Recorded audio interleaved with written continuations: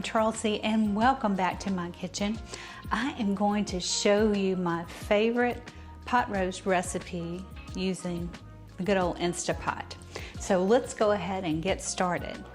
The first thing we're going to do is mix up our seasonings. Well, I'm wrong. The first thing I'm going to do is turn this on to saute.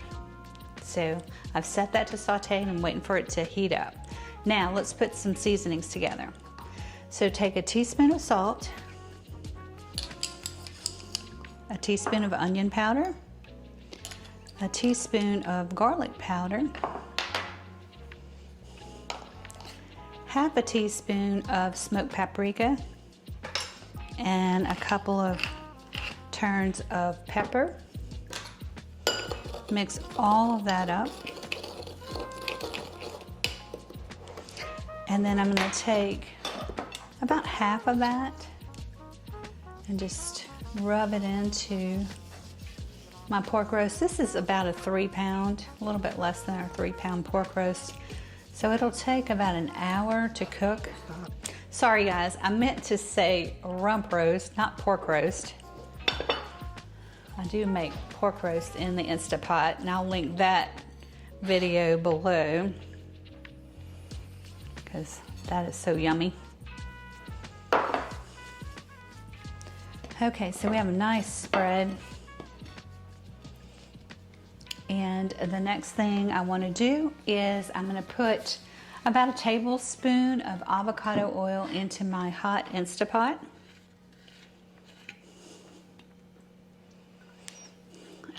And we'll put this in the Instapot face down.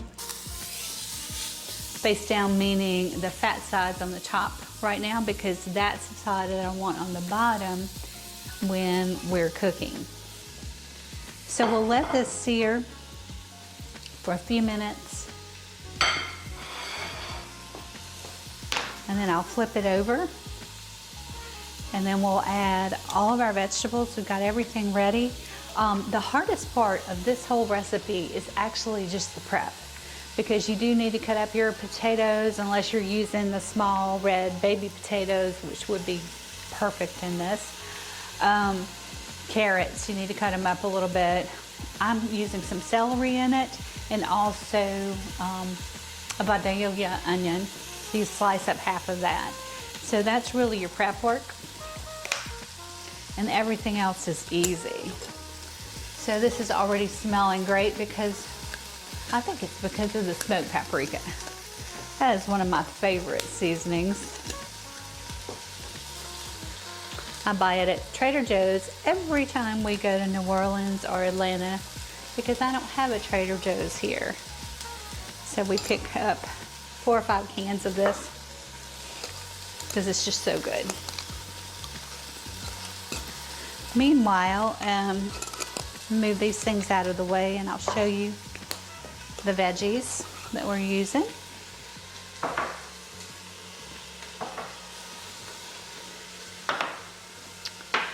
Okay, so I've just got some regular potatoes. These were russets, I think, and I cut them up in small chunks. The Vidalia onion, I didn't really dice it small because it's going to cook down. When anything cooks for as long as this is going to cook, it's really going to just kind of melt celery pieces. So let's see how this is looking.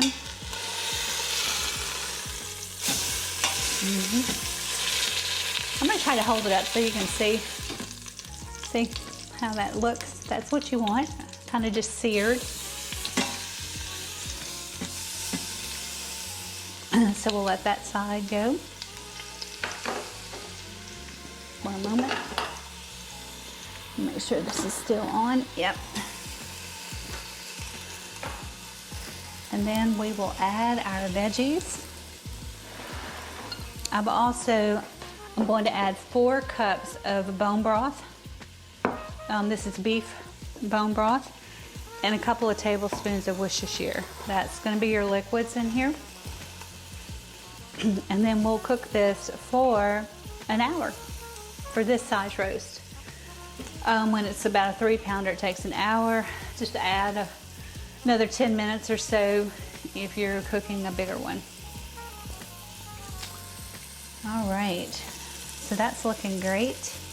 I'm just gonna peek at it because I wanna make sure that side is brown too. Looks good.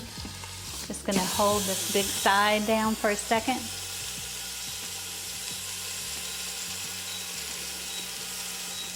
Who out there loves the end of the roast? That's always been my all-time favorite. And it's also my husband's, so we kind of fight over that, but oh, there's just nothing better. Okay, so let's start adding the vegetables. They're gonna go right in. So I've got carrots, just gonna kind of tuck them on the side of the roast. Potatoes. Like I said, if you want to use little baby red potatoes, you can. Onion, that's going to give it so much flavor. I'm going to tuck the celery in. I love celery when it's been cooked with a roast. It's just heavenly. So what I'm going to do to this 2 cups of bone broth, beef broth, I'm going to add 2 tablespoons of Worcestershire. If I have it. No, I have a whole nother bottle. Don't worry. Alrighty. Just going to mix that up. And I think the Worcestershire and the smoked paprika are the 2 keys to this. So let me grab another 2 cups of bone broth and I'll be right back and show you your final step. All right, and I'll add 2 more cups of beef broth. And now you're just gonna close up your Instapot. And I'm gonna come around to this side so I can kind of see. I'm gonna press pressure cook, and then I want 60 minutes. There's no fast way to do this either, sorry.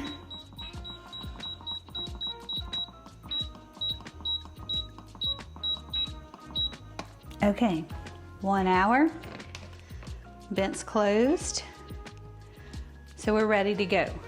When you get your ding to let you know that this has finished its cycle, then you're gonna release the pressure in your Instapot and just let it sit for about 10 minutes before you take it out. But I'll show you what that looks like. See you in an hour. Now it's time for the big reveal for our pot roast. I actually released the steam and let it sit for 10 minutes. So let's see. Smells good, looks great. Hang on, I put a little alarm on my phone so I remember. Okay, so I'm gonna take the roast out. It's very, very tender. So it will try to kind of fall apart as I take it out. But you can see, I can just kind of tease it and it's just gonna shred. And next we can just spoon out the veggies, or you can drain this in a colander, but reserve the sauce. Make sure you don't let that go down your drain because you're gonna make a gravy with it. So I'm just going to pull these out. And actually, you don't even have to do anything if you like a thin gravy like this. It's so full of flavor. I don't know if you can see, if I push this forward, can you see inside of here? I'm scared it's gonna spill. So it's a thin gravy. Now, what if you want to thicken it up? Very easy. All you need to do is remove all the vegetables and then take that broth and add a little bit of cornstarch to 1/4 cup of water, so maybe a tablespoon of cornstarch, because that's your thickening agent. And you can either do it right here in your Instapot, just turn it on to saute and stay with it so that it's hot, or you can make your gravy in a skillet on your stove top. But anyway, I hope you like this recipe. So easy to do. Again, like I told you, the hard work is just prep. But once it's done, once you've got all your vegetables cut, you really can just walk away for an hour and a half, come back, and here you go. So we've got our dinner cooked for tonight. If you are avoiding all the whites like potatoes, then just add in a nice salad, some broccoli with this. You can of course eat the celery and carrots if you want, but they're great alternatives to make this even more healthy. So if you like this kind of video, please give me a thumbs up, subscribe to the channel, and I will be offering you more fun videos.